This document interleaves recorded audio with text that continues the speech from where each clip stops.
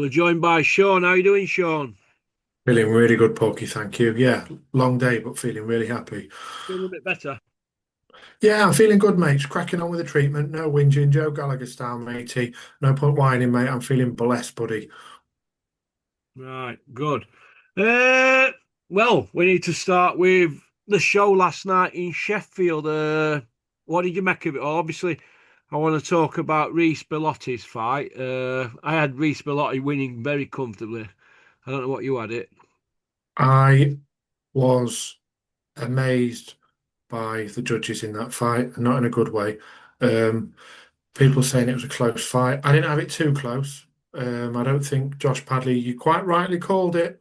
I think Josh Padley is a decent fighter, but he lost that, and I thought it was a bit nauseating when he was doing little selfies and celebrations afterwards, because you must have known he was lost. I watched interviews with Rhys Belotti afterwards. Just sad state of affairs. That man won that fight.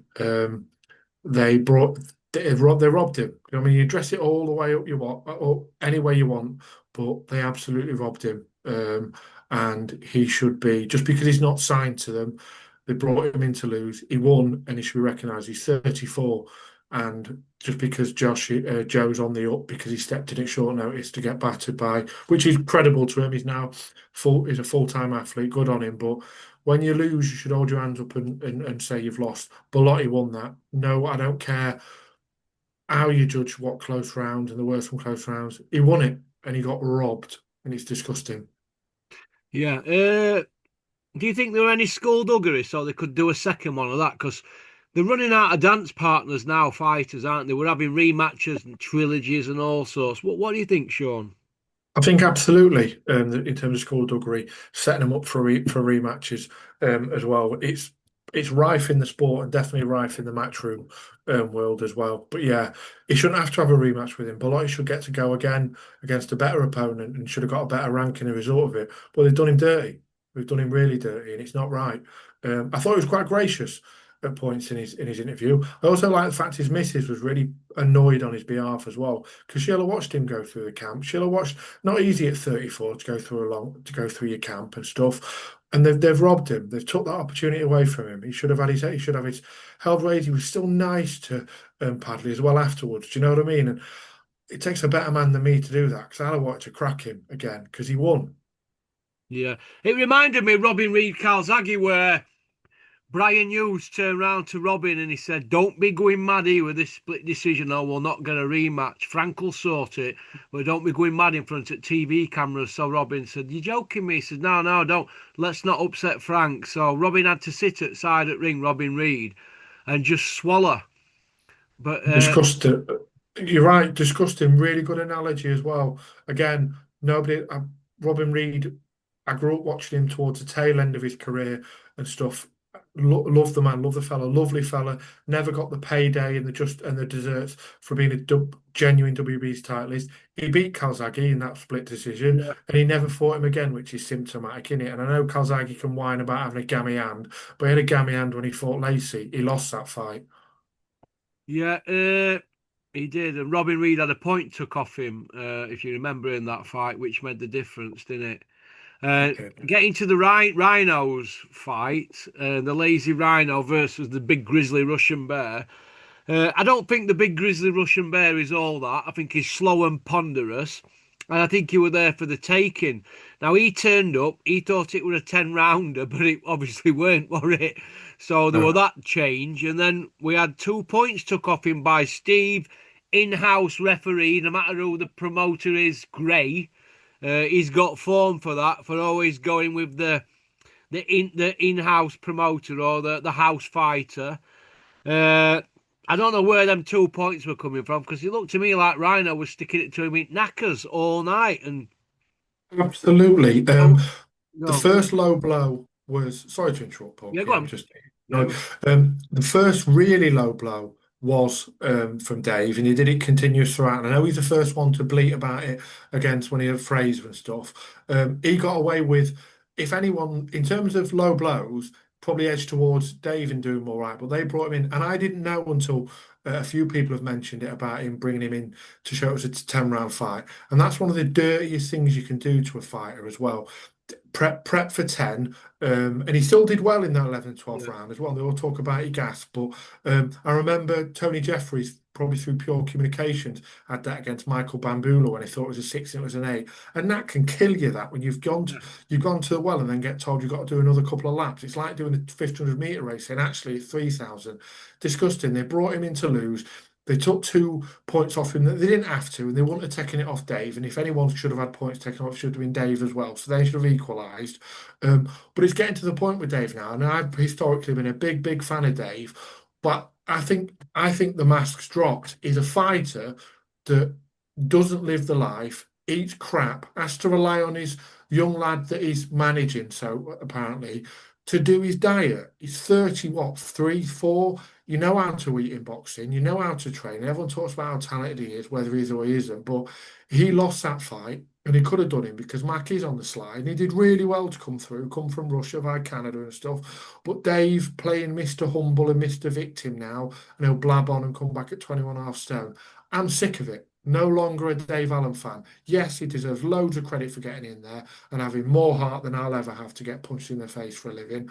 But it was a deserved loss, and I'm just glad that Mac was so much better than him that they didn't find a way to do him dirty or DQ him.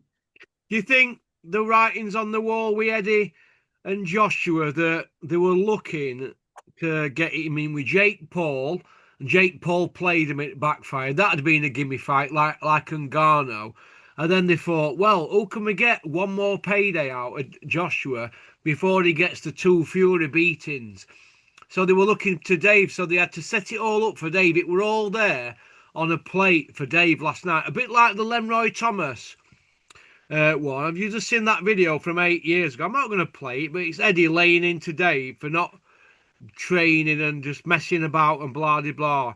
So 8 year down the line, oh, it's more in it that he's still telling us he's training, but he's getting in ring with your belly hanging over, and it's just the same old repeat, repeat.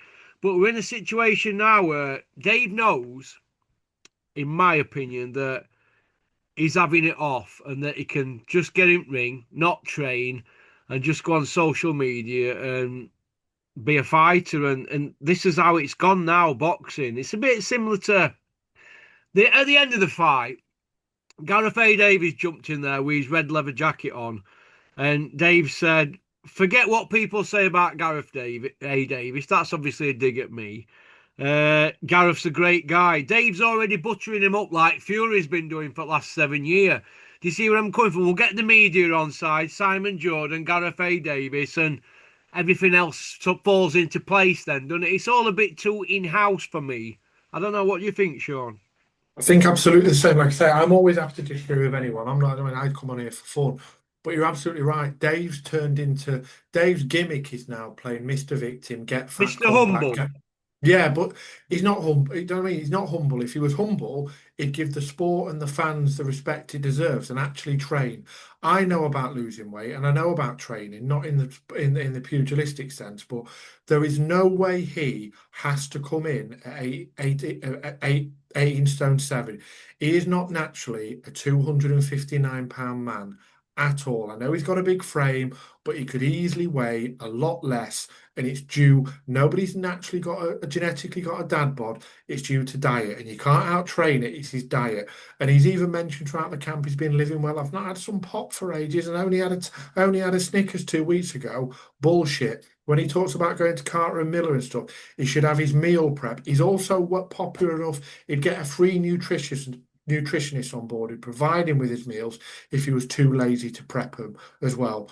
So it's his own demise as well. And now he's, oh no, I'm not top 20 and stuff, but they'll bring me out for a British. I hope they don't, because he doesn't deserve it. You don't go in there, have all that platform, get paid a load of money, underperform. Yeah, he didn't quit. And I know he could have quit and they could have pulled him out like they did against Big Freeze. And he did some training, he does some running. He's the architect of his own demise. And every time he's fallen short, this more than none, it's entirely his own fault. He's failed due to his own lack of effort. And someone mentioned earlier on your podcast, who I really like, the fellow I was listening to earlier, he mentioned about Froch not being the world's most natural boxer Yeah, and the most natural, but he was always in shape, wasn't he? He was a yeah. warrior. He did his camp before he did his camp. Dave comes in fat, gets less fat, and counts it as an achievement when he steps in the ring. That's not a boxer. No, no, it's this Mr. Humble act. It's starting to annoy me now because I'm not annoyed because he would him obviously in my accumulator because it made it look attractive in winning by stoppage. Yeah. And but Rhys Belotti, obviously, I got shafted on that one, so I won't really bother by the time we come to the main event. But this Mr. Humble, like that's all you can be when you're putting in a performance like that. All you can do is shrug your shoulders, take your money, and go. Well, I'm going to be Mr. Humble now. Yeah, it's wearing a bit fucking thin with me now. This, I want to see the devil in him. I want to Yeah, and see no, some effort in. I want to see a six pack. He's a professional fighter. Do you know what I mean? absolutely.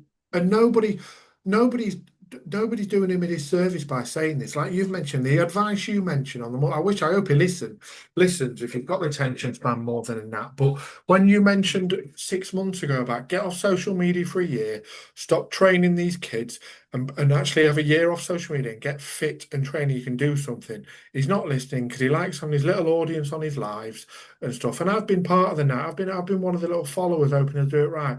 But he's taking the proverbial now. And like you said, what's the option now? Does he leave Jamie Moore, claim that he needs a fresh start? The only thing that needs a fresh start in his head. But I don't think he's not got it within him. He's actively choosing to put crap in his body, live a poor lifestyle. Yeah, he doesn't drink because he saw what his dad's like on the drink, but he's putting everything else in his body in terms of food and crap. You and I have both been a lot heavier than we are now. Yeah. We know how to eat healthy. You don't need a degree in nutrition, do you, Porky? No, no, you just got to eat small portions, aren't you? And just eat the right food and not overeat Yeah, and that. It's but if you're not a boozer and you don't take drugs and that, you've got to have something in your life. And I don't think he bets no more. no. But But he's got boxing in his life. yeah, Boxing can be his addiction. Training can be his addiction. It's a very affordable an addiction that will pay off as well. Cardio, he won't do it. He talks about, "Oh, I went for a walk, I had a cold, I didn't do too much." He's been making them excuses. Then when he rocked up and Duke McKenzie, I don't know what your views of Duke McKenzie are, but Duke McKenzie mentioned in an interview those chinks he could see because in the last 3 days before the fight was interviews, he's talking about, well, if I win and blah blah blah and blah blah blah. He'd mentally checked out before then. yeah. Usually fighters turn around themselves and knock this guy out and blah de blah. But I'm going to do my best. That's the Mr. Humble. He's carrying on He's a nice guy. He's Mr. fucking Humble. What about smashing somebody's skull in and knocking them out? Absolutely. And he's not that humble. Do you know what I mean? When it suits his own narrative and stuff, he'll mention why there's reasons why he didn't lose. He lost because of X, Y, and Z. Every failure in his life and every failure in the ring is due to his own actions or inactions. And I'm bored of it now. I've jumped off the Dave Allen train. I hope someone more worthy and more deserving steps up. Leo Atang, Fabio Wardley, people who actually give a shit about the bodies and about the careers. I want them to do well now. He's been overpaid for the ability, for the amount he's put into the sport. In terms of ratio of effort to reward, he's got to be one of the most successful boxers of the last 13 years, hasn't he? Well, obviously, yeah, because if you're slobbing about with your fucking belly hanging over your shorts like that, well, I'm going to do my best and all that and blah de blah and going on your podcast and it's just become boring. What we're going to get next? I found a gerbil in woods and I'm going to do it for my gerbil. My comeback. Abs. I've got a horrible feeling, Porky. I've seen Alan Babbage rock up now after a couple of years out, saying he's making a comeback. And he used to be the savage and on the matchroom. I've got a fear they're going to wheel him out for a Bridger thing because he had a bridge. He fought for the WBC, and if Alan Babbage can fight for the WBC Bridger weight, my nan can, and she's been dead 8 years. So I've got a horrible feeling they're going to wheel it if they don't machinate a British heavyweight title fight, which he does not deserve, whether he gets a win afterwards. Or are they going to wheel him out for a Bridgerweight journey and maybe get him to Phil Babbage in, and then his stock's risen again, and then he gets a fight against whoever's holding ELMER, the the W. ELMER trilogy they're saying tonight. Yeah, they'll recycle that, and like I say, and if AJ's fighting till he's 45, they'll probably squeeze that one out when they're both knackered, punch drunk, and with CT. And I don't say this with any pleasure, but it's just People like Dave Allen do not deserve to do well in the sport. They don't. They're taking the proverbial. There's so many much harder working boxers who are even working as well as that. Because Dave's never worked. Let's be honest. He had an opportunity when he was what 18, 19, with Dennis to be a full-time fighter, and he couldn't be asked.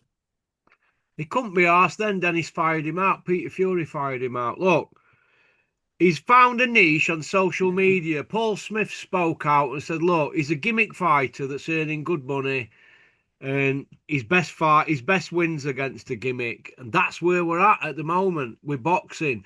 They wanted Jake Paul in with Joshua because that's a gimmick fight and a win. Then they wanted to set Dave up with that last night, taking 2 points off Midoff. It were all geared up. It's not 10 rounds, it's 12.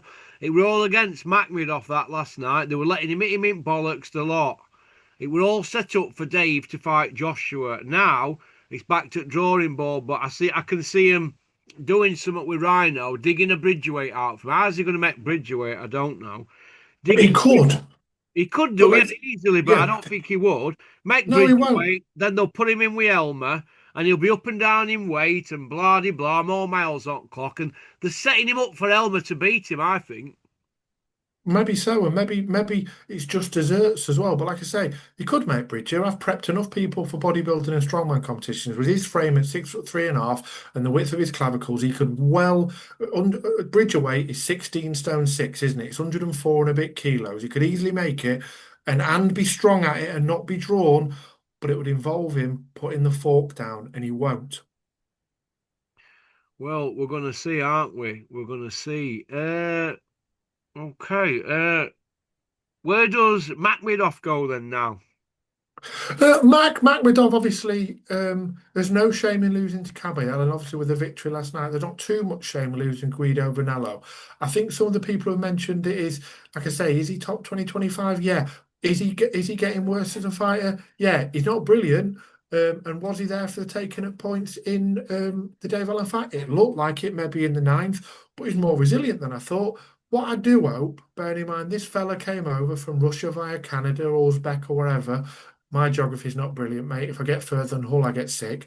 But with what he's come over and they've tried to sting him with a 10 round and then tried to take mythical points off him. I hope he gets a seven-figure payday, and I sincerely do. But he seems to be a really decent fella. Boxing Kimido, I'm not a fan of obviously PC Gully's PC Gully. We don't trust anyone who's been a PC. But he had some interviews with him and he seems a decent fella. And he is limited, of course. He's got good fast hands. He's got a 1-2. His legs are slower than mine. And I've got a gammy back. But I don't think he'll do too much. But I hope he gets a good payday because he brought him over to lose. And he defied it and he beat it despite him putting every obstacle in his way. So I hope he gets a good big fight. I think he'll lose if it's against the top tenner. But I hope he gets paid in doing so because I bet his life, despite Dave talking about growing up on the breadline, I guarantee you Mac's life has been 10 times harder than anything Dave Allen ever knew. Yeah, well, it will be if you're having to wrestle grizzly bears before your breakfast, won't it? Absolutely, absolutely. What we're all That on didn't happen on about. that didn't happen on our estate, and it were a rough estate. But yeah, but no, he does deserve it as well. I think sometimes the UK fighters, when they plead poverty, they don't really know what poverty is, and they don't really know what hard work is. Oh, I had to have a job for a bit when I was growing up. Some of these fighters have got no option other than to fight. It's their way out of poverty. I'm increasingly becoming anti-domestic boxers. I hope he does well. I hope he nicks a win. I hope he gets a really big payday as well. Good on him. Yeah. Uh, Daniel Dubois. I know it's not announced, but the talk is him and Frank Sanchez. What do you think of that? Old John Coffey back in mix. Yeah. I don't mind Daniel Dubois. I can't abide his dad.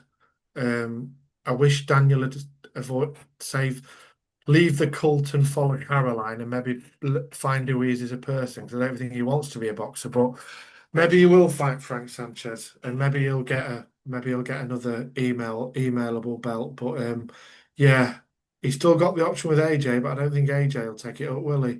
Not with his whiskers. But I forgot a little bit about Daniel since I'm more interested in waiting to hear what his former trainer says than what he's going to do next. But He's young, so I think Frank will keep him going because he's got commercial value.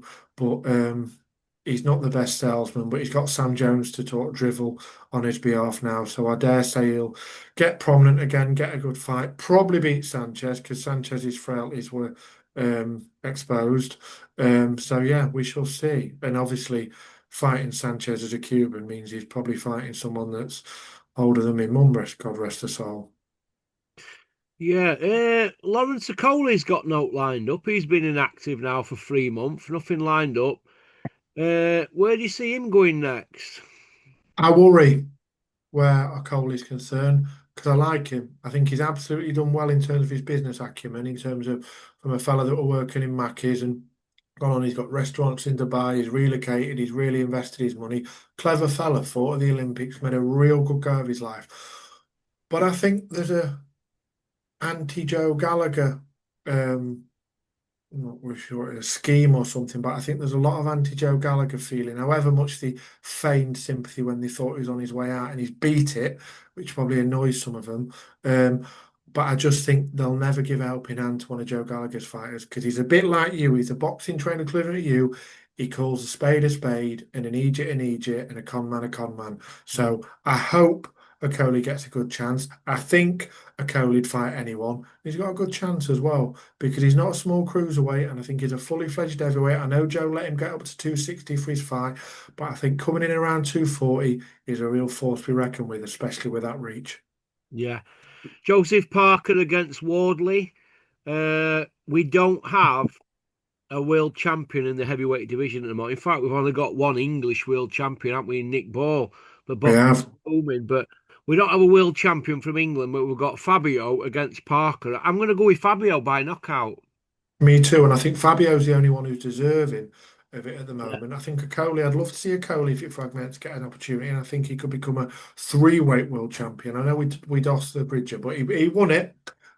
But yeah, I think Fabio's deserving as well. From a fella that were working in recruitment and did some small all to do what he's done. And I love watching him because when he gets hurt, his face lights up. He's a proper fighter and he's a little bit of a throwback. Yes, did he have a big amateur career? No. But does it always matter? He smashed Big Freeze and I like Big Freeze. So yeah, I think Fraser Parker's resume for the past four fights, as you've highlighted to me, is very, very looked upon very favourably, and I think Wardley is going to walk through him as well.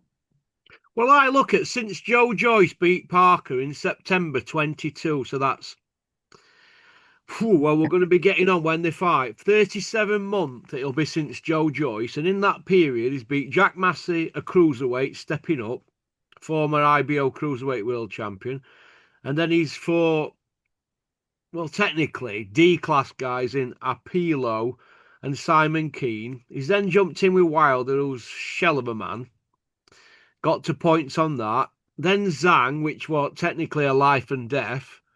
And then Okolie took it a couple of days' notice after feasting on roast crocodile in the Congo. He took a propeller plane, then a jeep, then two jets to fight him. And he were over 22 and a half stone in the ring on the night. So he's technically had a cruiserweight, two journeymen, an old shot fighter in Wilder, old Zhang, who's technically a 3 round fighter and fucking like a mummy after 3 rounds, and then Okolie, a big fat man who had You're no right. notice, and now he's got Wardley, and I personally think he's going to get absolutely bladdered against Wardley. And I look at Parker, and he's had 252 rounds, and I just think that's a lot of damage. That me, you know. Definitely. So, like I say, the last three fights in particular is for a shell of a shot man, an old man with no fitness, and a blob. Yeah, And that's meant to be the most informed fighter. Wardley, notwithstanding the fact everyone keeps talking about the Hooney fight and he was getting out for, he knocked him out. He knocked the guy out. And the guy, Hooney, when a boxer says that was pretty much a fair stoppage, I know the Australasians are very humble people, but he said it was basically a fair stoppage. He didn't knock the fact that it was stopped. He knocked him out and he won. Yes, he lost 8 rounds or whatever, but he knocked him out and he knocked him out with a shot which him and Ben Davidson, I know, Boxer Size Ben, had practiced and stuff. So he's learning those things in the fights he's been taught, and he's using them when the time's right. Doesn't matter if he's losing 10 rounds against someone that boxes better than him. If he's still going to bladder him, he's going to bladder him. I think he's going to absolutely batter Parker. And there's a bit of a myth about Parker, about being the world's greatest guy as well. Go and read about Parker's indiscretions in his home country. He's no saviour as well. So just as an aside, because I'm feeling bitchy because it's Sunday and I'm working. Yeah, I hope Wardley wins and I hope he wins well. Well, Fabio Wardley, he's had 19 wins and a draw against its big freeze. Then he ironed him out in rematch. But out of them 19 wins, he's knocked 18 out, and he went 4 rounds on his debut with this guy who's an expert in doing them sort of fights. Do you know what I mean? Yeah. And after that 4 rounds with him, he did an interview with Fabio and he said, I'm never going to points ever again. And he hadn't, apart from that draw with Big Freeze, an Olympic bronze medalist. And let's have it right, Big Freeze on his day could upset anybody in division, including John Coffey, Fury, any of it, if he catches them, Big Freeze, with his pen. Definitely. So, and he's been distance with Big Freeze and then done him in rematch. So, Wardley, and he's only done 72 rounds. He's no miles off, is Really? he? I 72 didn't rounds against Parker, who's got all that mileage on clock. I did not know that, but yeah, and again, and I'll keep mentioning it because it's so rife in the sport. The reason I love watching Fabio Wardley is because I know gear and I know steroids and I know PEDs due to personal and professional use in Prem people. When I see Fabio Wardley, he's one of the few boxers when I look at him that I know he's not on a thing. When I Yeah, look at the frame, I've got no worries that I'm going to invest in that person emotionally and think, get behind him and he's going to pop for something. He couldn't be. That's a natural looking boxer. Same with Moses Itama. It's a natural looking boxer, one you never have to worry about. It's just pure power he's got. It's something that's given by mum and dad. It's your genetics. But I've got such a lot of time for Fabio Wardley. He's got such good work ethic because he's put the time in, hasn't he? And he's lived the life and stuff. And I know fair play to Dillian for seeing it within him and taking him under his wing and stuff. But he deserves it as well. He's a one British boxer that we don't have to worry about he's going to turn out to be an absolute knobhead or anything or going to let us down or something. He's self-effacing. He's good at the media stuff, whether he enjoys it. He's good at the media stuff. He's articulate. He's a good guy as well. I think I don't. I struggle to know why anyone could not want him to do well. What? Because he's not had. Because he want a really routed amateur. You want boxing then. So no, I think we can all get behind Fabio. yeah. A few years ago, actually, when I worked with Dennis, and I heard a story about Fabio Wardley, me and Dennis were amazed about it. There was some beef in his area, and he had to have a straightener with this guy who were a bit of a tough guy, and there were about 50 people there, and Fabio Wardley bowled up on his own. I was bowled up on his own. You know, like we see certain people have straighteners and they're all turning up with 20, a team of Yeah. 20 people. Fabio Wardley bowled up on his Todd and had this straightener and absolutely ironed this guy out and then bowled off on his own. I mean, Well, he's my kind of guy in Wardley. I like him. mine too. That's the measure of the man as well. And it's one of those stories you hear that you think, yeah, that'll be true as well. I Do you can know, get they're behind him often when I hear him talking that. He seems a genuine kid. I like him a lot. He's one of my favourite fighters. me too as well. He's just become a dad. And like I say, he's just a good person. And I want him to earn loads of money and do well. And I think I want him to win a version of the world title as well. Like I say, I think he's. I think, and I also like the fact that he didn't automatically sign a multi-year contract at Matchroom. He always stood his ground and stuff. And now he's with Frank and stuff. He seems very independent-minded as well, which is really good as well. And he don't badmouth people either as well. He's good at winding them up when he needs to as well. So I remember the fight with Simon Vallily. He'd won that fight before it started. Simon Vallily, what a bad amateur, albeit a lower weight. But yeah, I do like him as well. I really do like him. People were more or less every time he was stepping up his opposition, they were more or less saying he was going to get found out. It reminded me a bit of Josh Warrington when he went on that great run.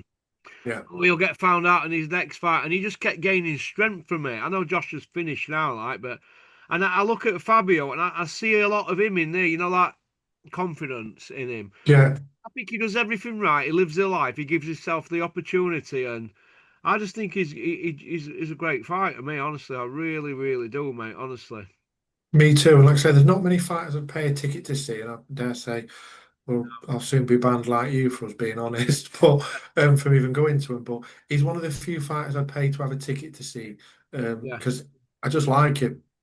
Okay. We'll finish off on this one then.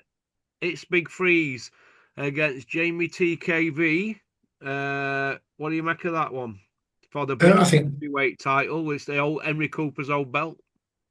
I think it's a really worthy British title belt, and Yeah, I do. obviously, I think it's been devalued with some of the people that have swerved it, as well as some of the people that have Yeah. fought for it. And I think just to shout out, please give Gary Sykes his Lonsdale belt, you Yeah. absolute Robert pods, Smith, give Gary Smith. Sykes his belt. Yeah, The fight thing. naught out of 10, you Ponce. But Yeah. in terms of British titles, I think it's a really worthy fight. Jamie TKV, I think, is a decent guy, and like I say, I know he got banjoed with a low blow and with the after the bell stuff, but I think he's a good guy, and he speaks well, and he seems a decent person. I think he's a decent enough person to fight for the title, and I mean that. Got a cool name as well, which don't hurt. But I think Fraser wins it and wins it well. Do I think I do. Fraser will go on to become the world champ? Probably not. But I hope he wins the British and then the Commonwealth and the European. And I Yeah. know he's made good money from turnover. I think it's a really good fight, and I'm really glad it's on the BBC. And I'm really glad it's on with Boxer, who, despite Frank and Eddie's protestations about mocking him. Now he's got Turkey behind him. They're going to pipe down because they've all got the same piper paying him. So I think it's a really good fight, and I'm really proud of Fraser for sticking with Ben, because some people from the West Midlands have danced off to Matchroom and made videos about how cool they're going to be. Well, I think he's got a bit of integrity in staying where he is, and he's going to be exposed to a You big mean like domestic Ben audience. Whitaker? Yeah, Ben Whitaker, the man. Do you know what I mean? I don't like his approach, mocking decent pros, journeyman or otherwise. But I think someone like Fraser stuck with him for whatever reasons, and he's going to a big BBC audience, BBC Two. He's going to be watched by 10 times the fighters that people will watch on DAZN. I think the only people stick with DAZN is it's harder to get out of a DAZN contract than it is to get off an IPP license. You and I both know. Oh my. Um, but yeah, I think it's going to be a really good fight, and I think he's going to win by stoppage. You know, Jamie gets out the ring very healthy. They get paid well, and Fraser goes on to much bigger things after that because he deserves it. Yeah, I agree with you wholeheartedly. Uh, that's about it, really, mate. Thanks for coming in. So Oh, let's fancy my this. What would happen to Joe Gallagher, Chris Smedley, Bombay Dave, Ben Davidson if they'd have left Rhino in there last night that long? Because Jamie Moore were like, Dave, do you think I should pull you out? Well, what do you think after round 10? When knowing he couldn't knock that guy out and he needed a knockout to win, what would have happened to them if they'd have left their guy in there?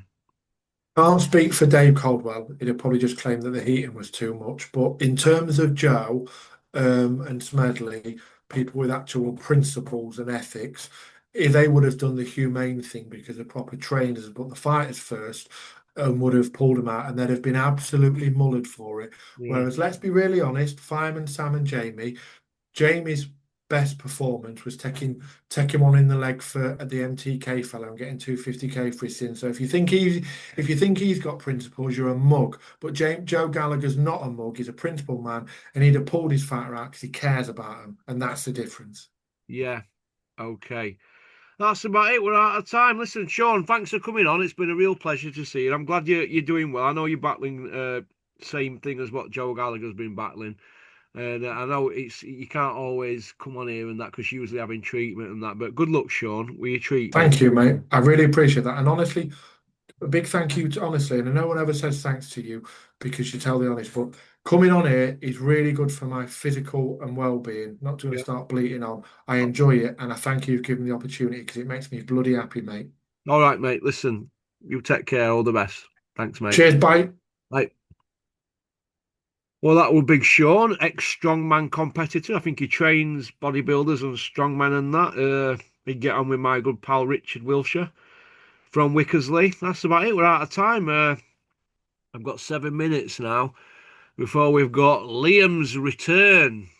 Liam, the White Rhino fanboy. Oh my God, he's going to cop it tonight, isn't he? Pop, pop, bang. That's about it, really. Thanks for liking and subscribing and leaving a comment.